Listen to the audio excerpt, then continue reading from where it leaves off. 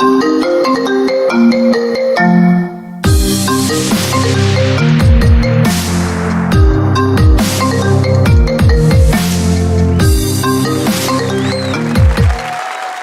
you've probably heard of this guy from ancient Greek mythology called Narcissus. And as the story goes, he was the son of a god, pretty good-looking dude, but also kind of a jerk. He was really proud and vain and thought he was really superior to everyone else.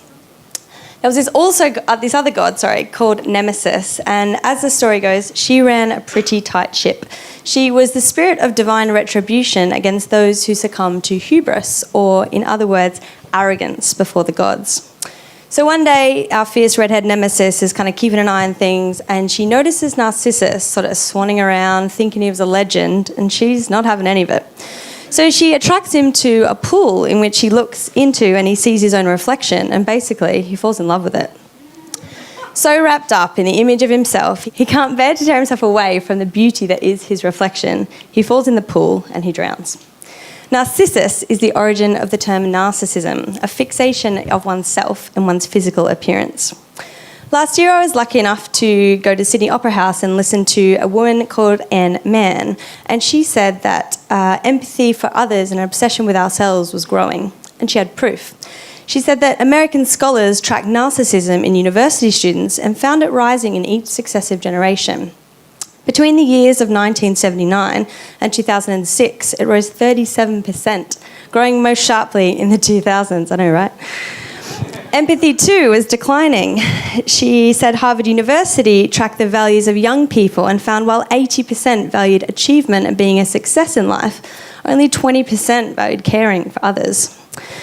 But a quote that stuck with me long after I left was this. She said, "We're breeding a culture of people who think I instead of we."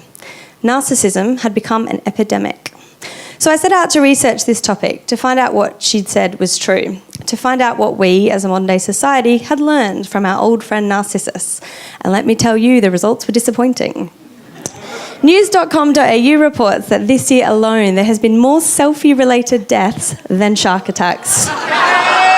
Now, as a country surrounded by water, where 85% of the population live within 50 k's of the coast, you'd think we'd have more of an effect. But it's not just us. In Russia, selfie-related deaths have become such a common occurrence. The Interior Ministry have had to release a series of warnings showing where it's unsafe or highly inadvisable to snap one. The EU has proposed a criminalisation of certain types of selfies, and regardless of the refugee crisis, political spills and natural disasters, this selfie is still the most retweeted post of all time. But surely a selfie here and there does not a narcissist make. Another study in the US tracked pre-teens and what they wanted for their future. In every year, up until 2007, they said community feeling, so being accepted or being part of a group, and fame featured somewhere down the bottom of the list. The careers they wanted were ones that helped people, like policemen or firefighters or nurses or teachers. By 2007, which just happens to be the year that Keeping Up with the Kardashians began to air, community feeling sunk to the bottom of the list and fame rose to the top. The careers these kids said they then wanted were superstars and celebrities and sports players. But it's not just their fault. This year alone in Australia, we'll be exposed to over 1,500 hours of reality TV. So cooking, dating, singing. If it's a verb, it's on the telly. And not just one season, shows and shows and shows that go on and on and on, and manufactured celebrities breeding this culture of instant fame.